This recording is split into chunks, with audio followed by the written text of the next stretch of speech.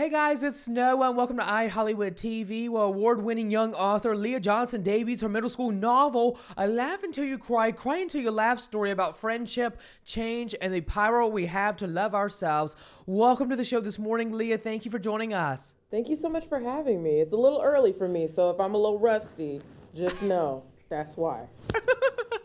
Me too. I was like, I woke up like around 8 o'clock. I was like, oh gosh. Yeah. But you know what? I did it for you because I had to have you on the show because this book is incredible. It's now available in bookstores, wherever you get your books. But let's discuss your new book, Ellie Engle Saves Herself.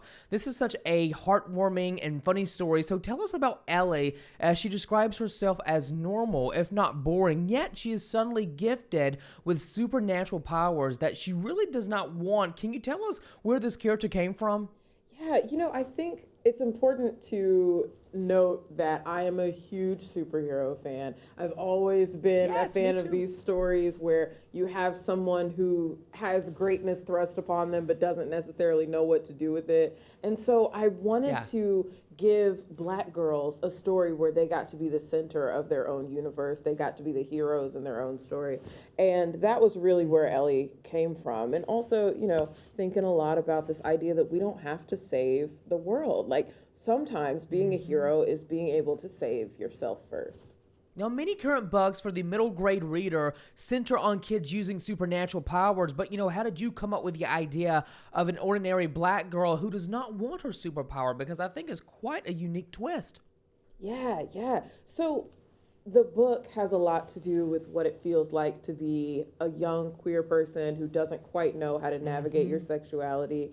And so I wanted to give Ellie the type of power that Queerness felt like to me when I first came out as a kid. It's life-giving in a way. And so when we think about the ability to bring things back to life, it felt like a really natural sort of connection between Queerness coming out and having the superpower. I completely agree, and I think with all of that, at its heart, Ellie Engle Saves Herself is, really about friendship as well. What is special about the relationship between Ellie and her best friend, Abby? Ellie and Abby are very, very different, but they have such a great love and care for each other. And I think it's so important when we talk about books and stories for young people to remind them that those relationships are so crucial. And also, you can love someone and acknowledge that they're flawed. And that is a hard thing to wrap your head around, I think.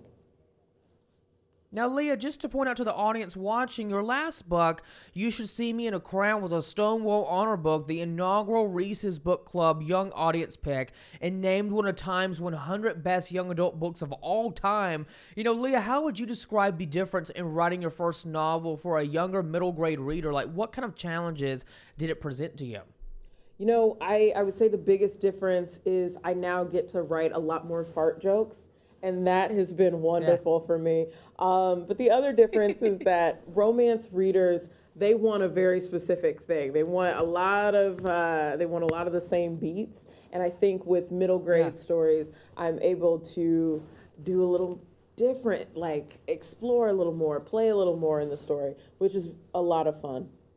Now, I'm sure some of your fans would like to know, will we be seeing more of Ellie Engle in the future? Is this going to be a series? Yes, it is. You will be seeing more of Ellie Engle. The sequel is set to come out next year. It's called Bree Boyd is a Legend. It takes one of the side characters from Ellie's story and makes her a hero in her own right. So you'll be seeing the gang very soon.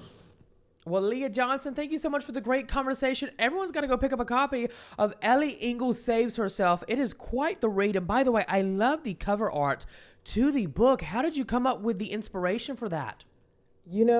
I didn't have anything to do with that. I have to give all the credit to Tyler Nevins at Disney and Morel Ortega, who is the illustrator for that. I'm chef's kiss. They're incredible. Beautiful, right?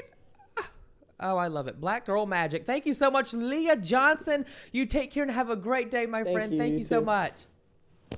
Bye-bye.